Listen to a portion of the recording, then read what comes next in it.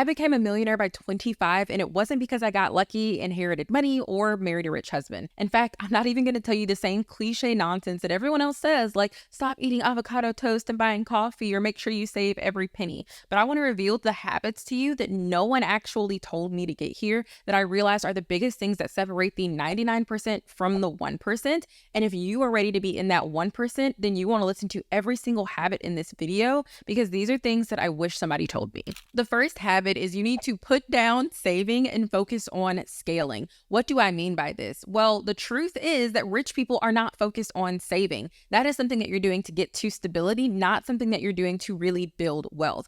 Instead of thinking about how much stuff you can cut from your budget, think about how you can just make enough money to afford the things that you actually want. And a little mindset hack that I use that changed my entire perspective with this is the and versus or trick. What this means is instead of saying or, say and watch your mind work. And this is just such a simple thing that I learned from Robert Kiyosaki's Rich Dad, Poor Dad. If your parents take you to an ice cream truck, right, and there is an ice cream cone and a popsicle, and they say what? You can get one or the other. You have $1. What does that do? That immediately reduces your mind so that you're only thinking about which option you want. Do you want the ice cream cone or do you want the popsicle? But imagine if instead they said, well, what do you want? And you said, I want an ice cream cone and I want a popsicle.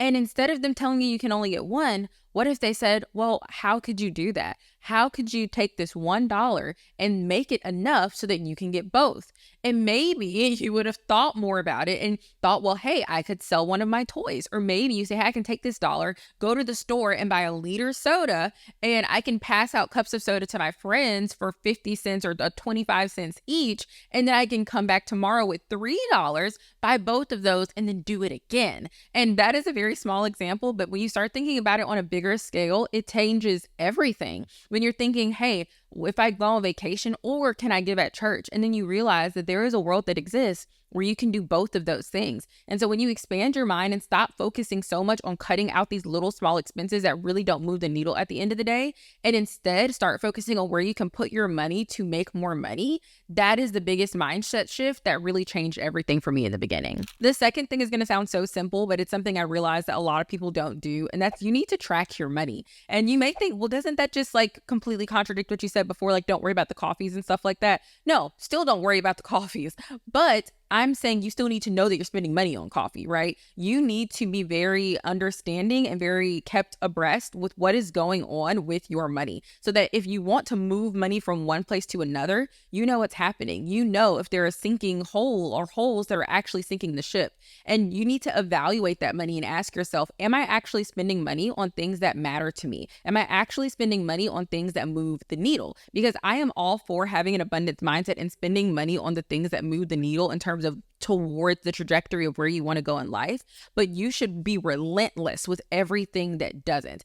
Ask yourself when you're looking at your purchases and you're looking at what you're spending money on, does this get me closer to the life I want to live and to the lifestyle that I want to create? And if the answer is no, you need to yank it out. And you cannot do this being scared to look at your bank account. And I know if you're not at the place that you want to be, that looking at your bank account can feel like the most daunting thing. But even if you do not get to that financial momentum as fast as you want, getting yourself in the habit of just knowing what's going on with your money and not having any emotions attached to how much money you do or don't have in your bank account is something that is really healthy and is really going to help you to get in a much better place and have a much better relationship with your money. The third thing is actually one of the first things that I ever did, and this I 100% know contributed to me being a millionaire, and that is enjoying and experiencing and practicing delayed gratification. And I'll tell you a quick story that happened when I was in college, and I did a paper and I realized that one of the biggest reasons why there was such a disparity in millionaires in older generations versus now,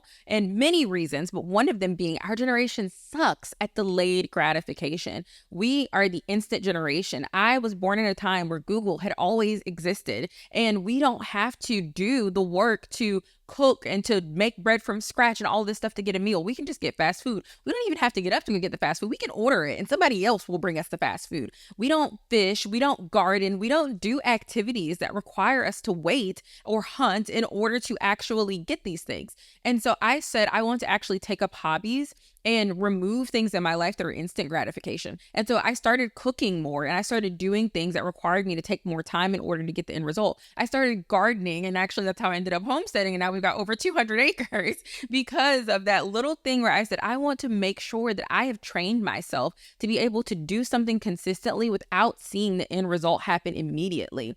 And I 100% know that it was because I started doing those things and implementing those things that it changed my brain wiring and made it so that I became the type of person who was okay if I didn't see results instantly, because I knew if I continued to put in the work that eventually I would. And it's all about getting used to saying no in the short term so you can say yes in the long term, and being able to invest in things that you don't immediately see a return on, but know that in the end, it's going to be worth it. Now, habit 4 is something that people always ask me when I say, hey, don't worry about saving, focus on scaling and investing. And they say, well, what to invest in? And I'm not going to tell you real estate or stocks or 401k or anything like that. The number one asset you should be investing in is you. You should be investing in yourself more than anything else, because that stock may go down. That real estate market may crash. But if you have invested in you, that is a return that you can rely on time and a time and a time again. Relying on and doing things with giving yourself skills, giving yourself a way to be valuable to other people is something that's going to never bankrupt you. It's going to be something that's always going to add more to you. And this can be through simple things like books, but we can also go higher level like seminars and coaching and courses. And courses were something that changed my entire life, because I was able to, as a college dropout, get education, but in a way where I was actually learning specific skills that were going to get me the outcomes that I wanted in life. And that's what's enabled me to now create my own courses where I'm teaching people how I was able to go from $0 to $100,000 a month, all by taking my skills and packaging it into a passive income system for other people. So if you are interested in that, I do have a free training that explains that in the description. But regardless, you figure out what's the life that you want and reverse engineer it by asking yourself, what do I need to do to get there? And then instead of flailing around, try to figure it out yourself, you go ask someone who has that life, who has the work schedule that you want, who has the work-life balance, the lifestyle, whatever it is, and then you figure out how they got there. And especially if they're offering mentorship or coaching or a course or something where they can teach you, then that's going to be the ultimate cheat code to help you get there so much faster. And the skills that you learn are going to be things that nobody can take from you and that you can use again and again and again, and even spread them out in different arenas that are still going to be just as valuable to you at the end of the day. And then once you have invested in yourself adequately, then it's time to start investing in those other things, because you have this knowledge inside of you that absolutely no one can take from you. Habit number 5, I feel like is such the thing that no one says, but every single person who's actually wealthy knows is true, except for the online financial gurus who are just faking it until they make it. Focus on one income stream. Oh my goodness. If I had $1 for every time I heard someone advise people to have multiple streams of income, you guys, that advice is for people who are already wealthy, not for people who are getting to a point where they're growing in their wealth.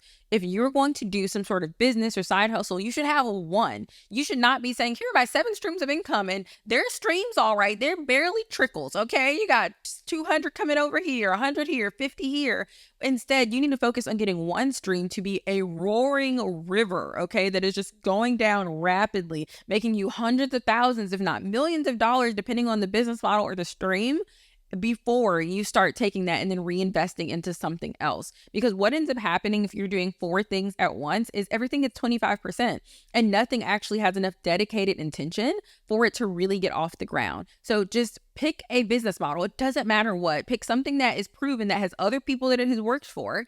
Invest in some sort of course or mentorship in order to learn how to do it, and then do it. Listen to what they said, do the program, follow the steps. And I've never seen a person who does that is not successful. If they found a mentor that actually knew what they were talking about and they actually followed it step by step and did not give up, and they continued trying, because the only way you truly fail is when you stop trying. So please stop listening to that garbage that says get multiple streams of income. Focus on one stream of income to begin with. Get that stream to the best it can be, and then branch out to a second stream of income. And again, continuing to grow and grow and grow in one one thing at a time, not trying to juggle 7 balls at once while all of them are just sitting there on the ground. Now, if you want to learn from me, again, how I was able to package my skills into income, you can check out the free training that I have below in the description that explains everything that I do and how you can work with me if that's something you'd be interested in doing. But if you really want to know why most people will never get rich and how you can avoid being one of those people, make sure you check out my next video, which will be posted soon.